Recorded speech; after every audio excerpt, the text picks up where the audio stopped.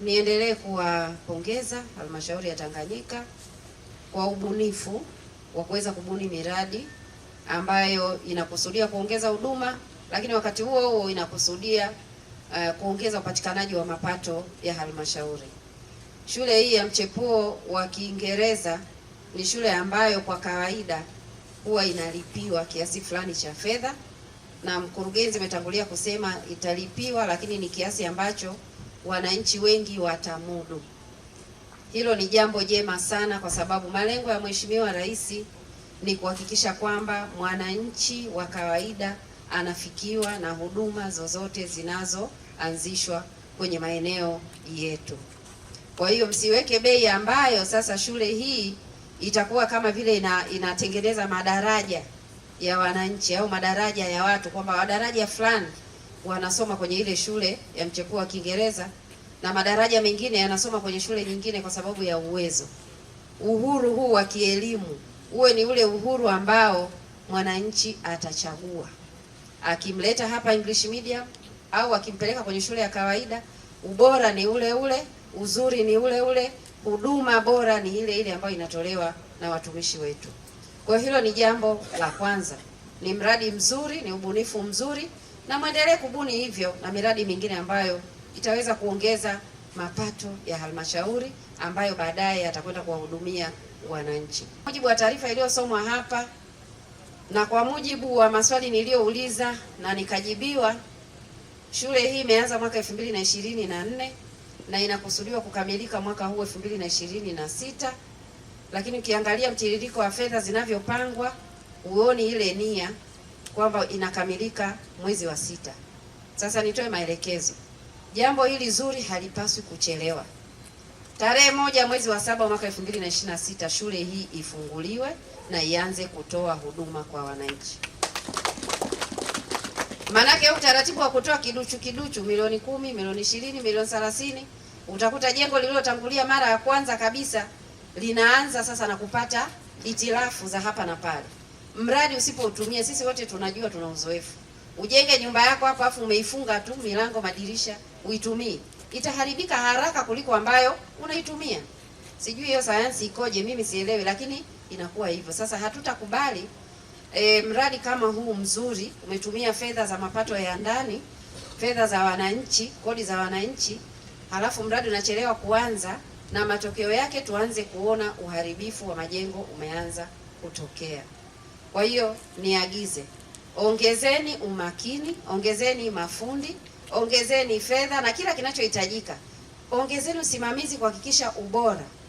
Lakini malengo yawe ni kwamba tarehe 1 mwezi wa 7 mwaka 2026 shule inaanza. Sina uhakika shule zinafunguliwa tarehe ngapi, kipindi hicho ni kipindi kitakuwa likizo, zile likizo za mwezi wa 6. Lakini tarehe hiyo shule iwe tayari, ili hata kama shule zitafunguliwa tarehe 7, 10, 10 na ngapi, wanafunzi muwatafute waanze kuja kupata masomo hapa. Na ni kwa sababu bado ndani ya mkoa huu bado tuna uhitaji wa kuongeza madarasa, na kwa maana hiyo tuna uhitaji wa kuongeza shule, kwa sababu tunapata ongezeko kubwa sana la watu kutokana na mazingira mazuri ya mkoa huu katika kuzaliana, lakini katika kuhamia.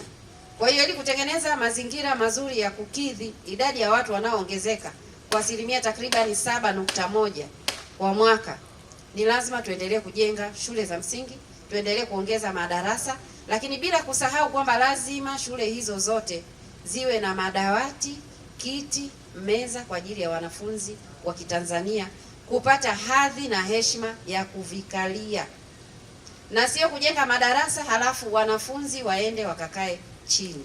Kwa hiyo masuala haya lazima yaende kwa pamoja. Ujenzi uendelee, lakini tuone na madawati yakiwa yamejaa kwenye vyumba hivi yakisubiri wanafunzi, lakini na kwenye shule nyingine zozote zilizopo mahali popote ndani ya wilaya ya Tanganyika, madawati lazima yapatikane. Wanafunzi akija shuleni, akirudi nyumbani, usafi ni ule ule. Sio anakuja msafi anarudi amechakaa, hajulikani kwamba hiyo nguo imefuliwa mwaka gani kwa sababu ya kukaa chini. Kwa hiyo Mheshimiwa DC, chini ya usimamizi wako, lakini Mheshimiwa mwenyekiti wa halmashauri chini ya kusimamia baraza lako la madiwani, agizo hili litekelezwe, fedha zitafutwe, shule ikamilike na ianze by tarehe 1 ya mwezi wa 7 mwaka 2026. Mimi kwa niaba ya waheshimiwa madiwani wote pamoja na wananchi tunawaongoza kwenye kata zetu, kwa kweli tuchukue nafasi hii kumshukuru sana Mheshimiwa Rais wa Jamhuri ya Muungano wa Tanzania. Tumeendelea kupokea fedha nyingi sana za miradi na shughuli nyingi sana za wananchi katika wilaya hii. Tupongeze sana.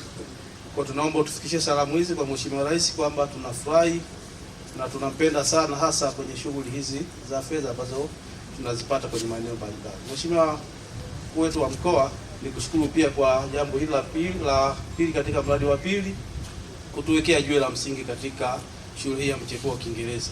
Ni kuahidi tu kwenye bajeti zetu ambazo zinaendelea na hii ambayo wiki ijayo tunakaa kwa ajili ya kupitisha bajeti, tutaendelea kutenga fedha kuhakikisha shule hii inakamilika na watoto wanakuja kusoma hapa, ili sasa malengo ya Mheshimiwa Rais ya kutoa elimu yaweze kukamilika.